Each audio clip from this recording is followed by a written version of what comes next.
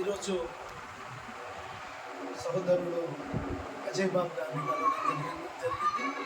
క్రైస్తవ రక్షణ హక్కుల సమితి తెలంగాణ రాష్ట్ర అధ్యక్షుడిగా, తెలంగాణ రాష్ట్ర ఉపాధ్యక్షుడు బెట్టి గారు, తెలంగాణలో పెద్దపల్లి జిల్లా అధ్యక్షుడు ప్రభాకర్ గారు, దేవుని సేవకులు, అదేవిధంగా మా సహోదరుడు, మా సలహాదారుడు, క్రైస్తవ హక్కుల రక్షణ సమితి రాష్ట్ర సలహాదారుడు చంద్రబాబు గారు, అదే మా సహోదరుడు ఖమ్మంలో ఉంటారు.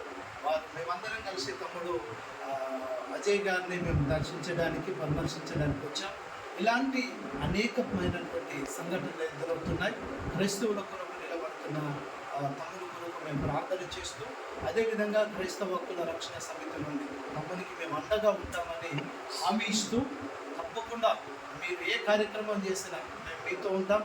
క్రైస్తవుల యొక్క ఔన్నత్యం కొరకు, వారి యొక్క ఐక్యత కొరకు, క్రైస్తవులకు ఒక రాజ్య పరిపాలన రావడం కొరకు ఏ కార్యక్రమమైనా మేము కలిసి అందరం ఉమ్మడి క్రైస్తవులుగా, సర్వాత్రిక సంఘముగా అందరం కలిసి పోరాటం చేయడానికి క్రైస్తవ హక్కుల రక్షణ సమితి నేషనల్ అధ్యక్షుల వారు అజయ్ బాబు గారిని కలవడానికి రావలసి ఉండే, కానీ ఆయనకు వేరే ముఖ్యమైన పనులు ఉన్నందును బట్టి మమ్మల్ని పంపించడం జరిగింది. నేషనల్ కమిటీ తరఫున కూడా మేము అజయ్ బాబు గారికి మా హృదయపూర్వక వందనాలు చెల్లిస్తున్నాం.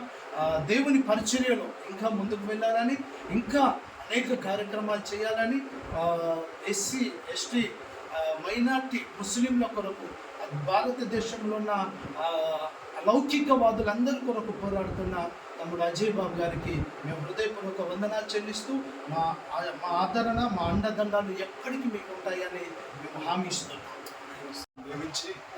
పట్టణం నుంచి మా ఇంటి దగ్గర నుంచి మీ ప్రేమ, మీ అభిమానాన్ని,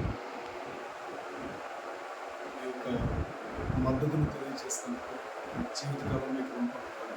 దేవుడు నామమున